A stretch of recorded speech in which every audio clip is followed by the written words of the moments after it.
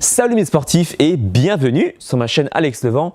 Aujourd'hui, je vais casser une idée reçue qui tourne autour de la musculation. Il y a beaucoup de sportifs qui viennent me voir et qui me disent « Ouais mais Alex, moi je ne veux pas pratiquer trop de musculation parce que je veux devenir raide comme un bâton de berger. » Soit, je comprends, tu vois, il y a des sportifs qui ont un sport de prédilection, par exemple l'endurance, par exemple le vélo, la natation, et ils ont peur que s'ils font trop de musculation, ils vont devenir raides comme un bâton.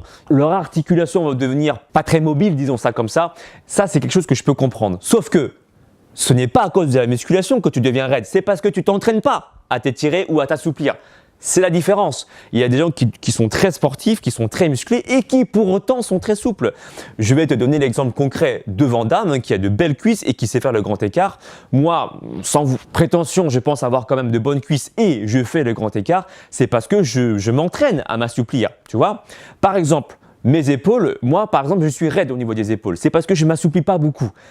Mais je ne vais pas accuser la musculation pour ça. Donc, attention, c'est le fait de ne pas t'entraîner à t'étirer qui va te rendre raide et ce n'est pas la pratique de la musculation en elle-même qui va te rendre raide comme un bâton de berger. Est-ce que tu vois la nuance ou pas? Ce que je peux te conseiller maintenant pour éviter de te raidir trop au niveau des articulations, au niveau des muscles, c'est donc de t'étirer sur l'ensemble du corps au moins, allez, une fois par semaine, histoire de garder les articulations assez souples et les muscles assez souples également pour éviter de ressembler à un bâton de berger d'ici peut-être un an. Ce que je peux te conseiller maintenant, si tu as peur de devenir raide, eh bien tu peux pratiquer au moins une fois par semaine un étirement global de l'ensemble du corps, à savoir que, comme tu le sais, moi je conseille de faire des étirements loin des séances de sport, au moins 2-3 heures avant une séance de sport ou après, même mieux encore pendant un jour de repos pour justement ne pas gêner la récupération musculaire. Comme je l'ai déjà précisé dans une précédente vidéo que tu pourras retrouver ici, eh bien le fait de t'étirer très longtemps en tout cas après une grosse séance de musculation,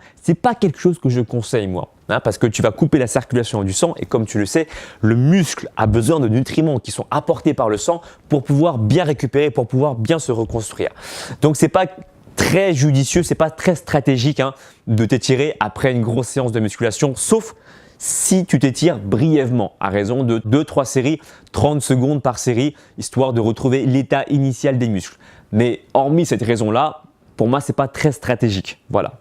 Cette vidéo est très courte, mais je voulais tout simplement te partager mon avis là-dessus parce que j'ai eu une discussion avec un client au téléphone et qui avait peur justement de devenir raide à cause de la pratique de la musculation.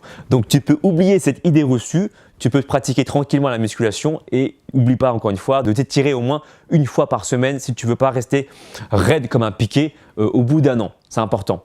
N'oublie pas non plus de me suivre sur les réseaux sociaux, Facebook, Instagram, Snapchat, Twitter et puis moi je te dis à très bientôt pour une nouvelle vidéo. Ciao, ciao.